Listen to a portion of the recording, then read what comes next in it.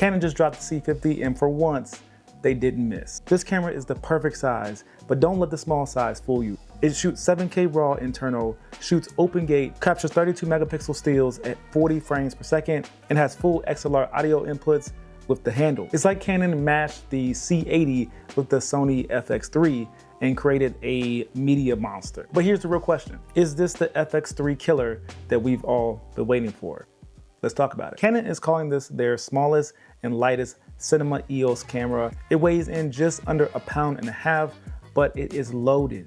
Inside you've got a brand new full frame 7K CMOS sensor, raw recording at 7K 60p, 4K at 120 frames per second with no crop. You can flip a switch and start shooting 40 frames per second raw stills. That's perfect for any thumbnail or just basic event photography. This is a complete hybrid camera with Canon's full photography menu. In essence, I would say this is the camera that the R5C should have been.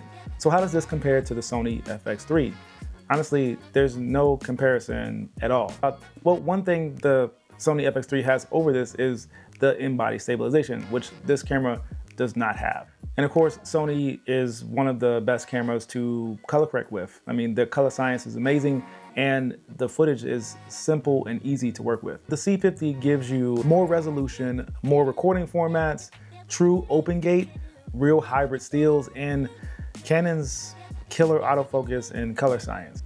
And plus the ergonomics. I'm arguing that the ergonomics, just by looks, because I haven't touched this camera, they just look better. That top handle does not feel like an accessory. It feels like it's part of the camera itself. Honestly, it just feels like it belongs there. This is the kind of camera that you bring to a one-man shoot, a brand client who needs horizontal and vertical content. I think this camera is built for creators who want that cinema level quality, but also want to produce things fast and potentially on their own. I'm not just impressed with what Canon has just done. I'm blown away. This is something that I've never seen or expected them to do.